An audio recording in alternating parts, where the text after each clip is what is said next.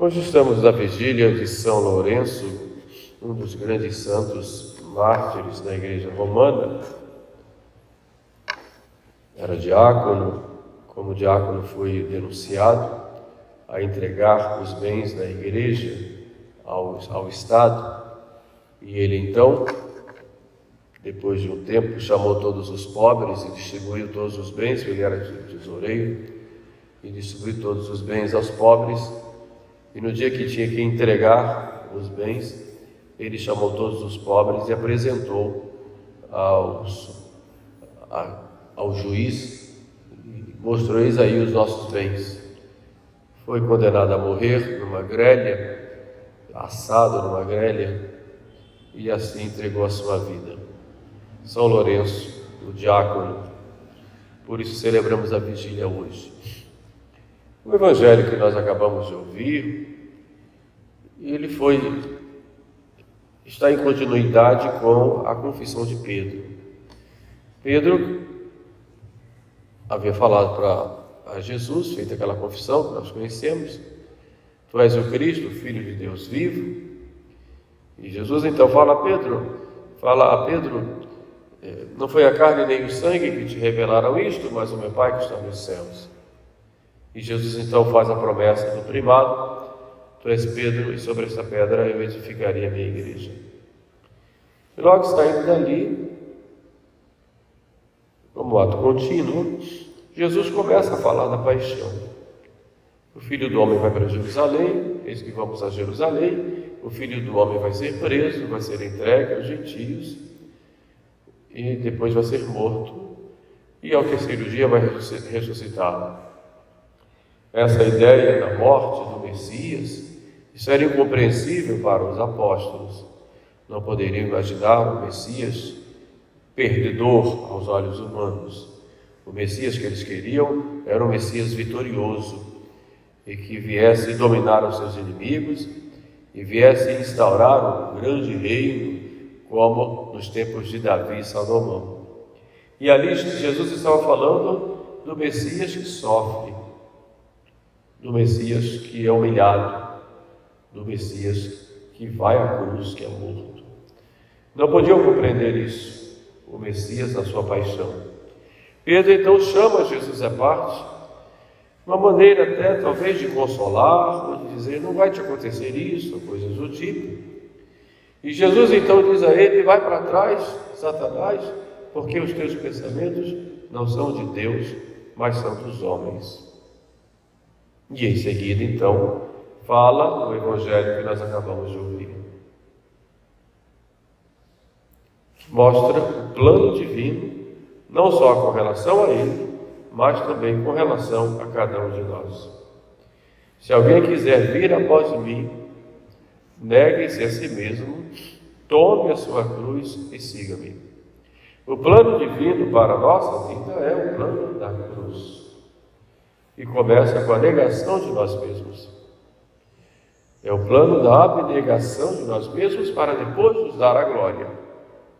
Não pensemos que vamos ter a glória do céu se não tivermos antes que passar pela cruz. Nós vamos ver Jesus falando lá para os discípulos de Emaús, já depois da ressurreição, discípulos que estavam desistindo de tudo, estavam desolados e voltando para Emaús. Jesus entra na caminhada deles e depois chama a atenção: ó homens tardos, lerdos de coração, não sabias que era necessário que o Messias passasse antes pela cruz, pela paixão, para depois chegar na glória? Esse é o plano de Deus com relação ao Messias, e esse é o plano de Deus com relação a nós. Não pensemos que vamos passar para a glória sem antes termos que passar pela cruz, que começa, conforme o programa que Jesus nos coloca hoje, pela renúncia de nós mesmos. E renunciar a nós mesmos significa deixar de olhar com os nossos olhos as nossas coisas e olhar com os olhos de Deus. A renúncia consiste na nossa entrega da nossa vontade, do nosso amor, e de toda a nossa vida a nosso Senhor Jesus Cristo. Isto é que é renunciar a si mesmo. Renunciar a nossa vontade, nosso modo de pensar, nosso modo de agir, para pensar e agir conforme Jesus Cristo. Essa é a primeira renúncia. E isso vai exigir de nós uma luta. Uma luta porque há em nós uma desordem, fruto do pecado original. E essa luta vai exigir de nós penitência, sacrifícios, passarmos dificuldades, porque lutar contra o pecado, a primeira penitência consiste em deixar de sofrer exatamente porque deixou o pecado. Essa é a primeira penitência. E isso exige de nós um sacrifício. E é claro que sem a graça de Deus nós não conseguimos. A importância e necessidade da oração e de sempre pedir o socorro a nosso Senhor. Senhor, ajuda-me, salva-nos, porque nós perecemos. Salva-me, Senhor, senão eu vou afundar, porque eu sei que é difícil para mim. O pecado está muito arraigado em minha alma, em minha vida, e eu sou tomado muitas vezes por vontades e que sozinho eu não consigo vencer. Então precisamos pedir a nosso Senhor. Sem mim nada podeis fazer, Ele nos diz. Então precisamos rezar, precisamos fazer penitência, fazer sacrifícios, suportar as contrariedades da vida com amor, com espírito de entrega, para que nosso Senhor possa, encontrando-nos abnegados, possa agir em nós com sua graça. Isto é o negar-se a si mesmo. Depois o tomar a cruz. Tomar a cruz diz respeito também à penitência e, sobretudo, aos sacrifícios que a própria vida nos coloca. Carregar a cruz com Cristo é segui-lo. E todos nós temos a nossa cruz. Tome a sua cruz. Tome a sua cruz e siga. É interessante o que diz São Paulo, o grande São Paulo: castigo o meu corpo e o reduzo à servidão, para que não aconteça que eu, tendo pregado aos outros, eu mesmo venha a ser reprovado. Eu castigo o meu corpo. Se castigar o corpo tem o sentido amplo da penitência.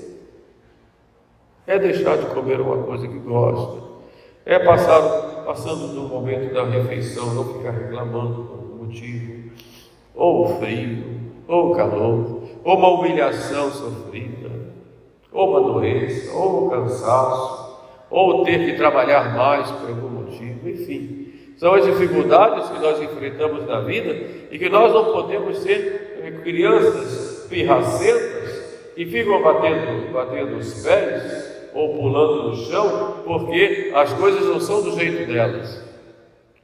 E nós muitas vezes não amadurecemos e mesmo já velhos agimos como crianças birrentas, e quando as coisas não acontecem do nosso jeito, nós ficamos brigando, xingando, reclamando, ficamos bravos com as pessoas, culpando a todos, nunca culpando a nós mesmos.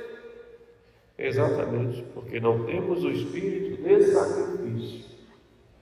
Então, castigar o corpo e reduzir a servidão, São Paulo coloca, diz respeito evidentemente ao corpo, mas toda pessoa. Eu estou para servir a Deus, então tenho que ter o autodomínio. Não é fácil, e quanto mais nós não temos, exatamente porque nosso jeito de agir vai criando raízes. Nós não somos capazes de nos despojarmos, de nos abnegarmos.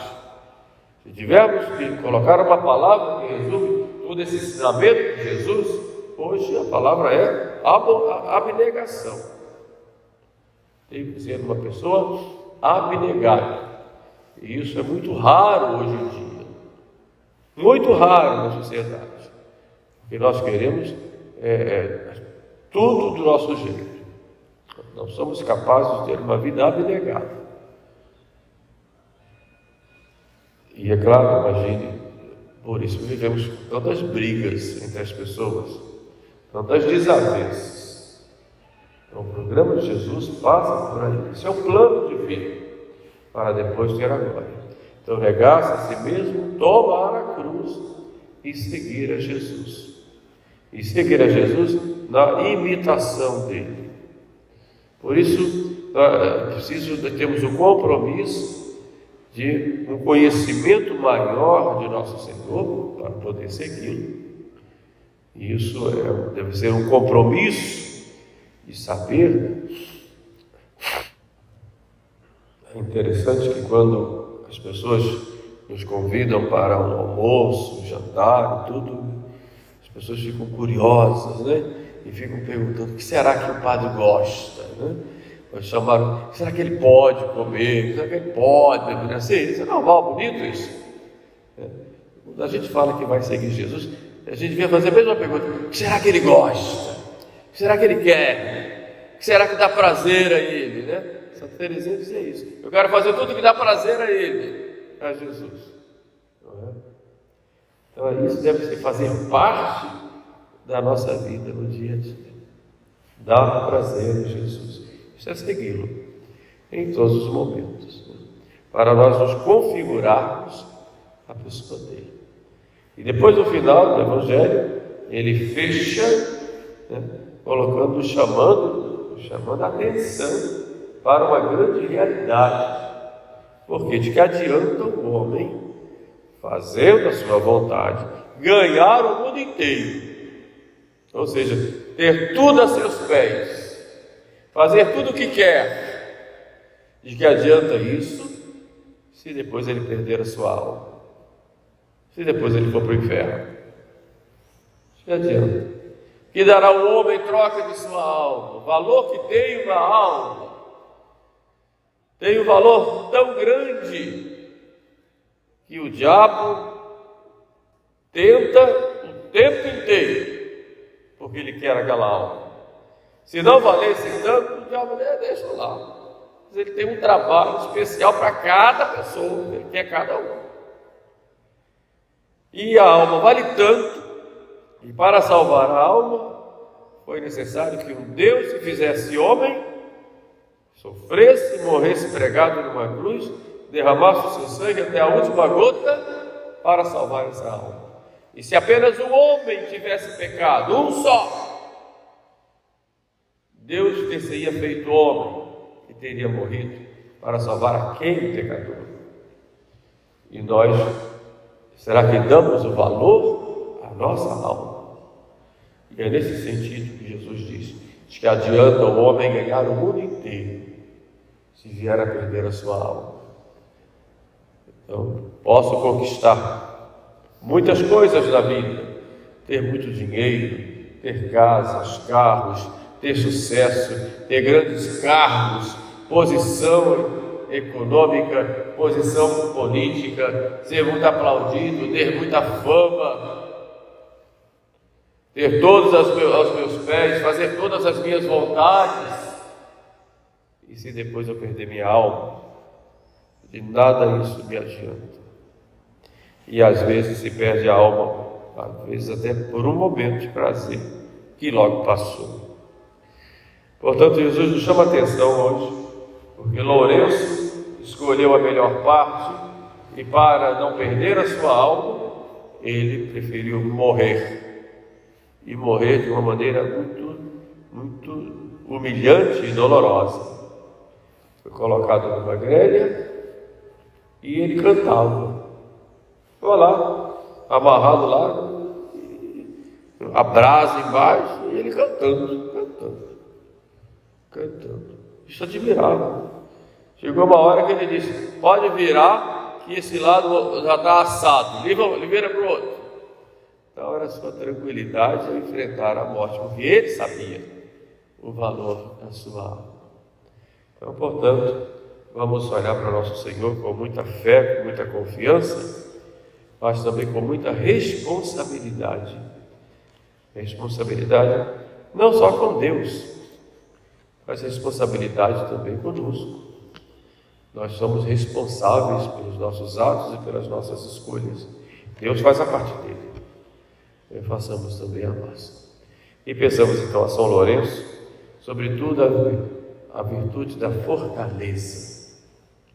Precisamos ser fortes, porque às vezes a gente faz tanta promessa a Deus e quando chega uma tentação maior a gente cai, como se não tivesse feito nada. Então pensamos na virtude da fortaleza para sermos fortes e temos coragem de dizer não quando vier uma tentação e queiram nos afastar de Deus. Louvado seja nosso Senhor Jesus Cristo.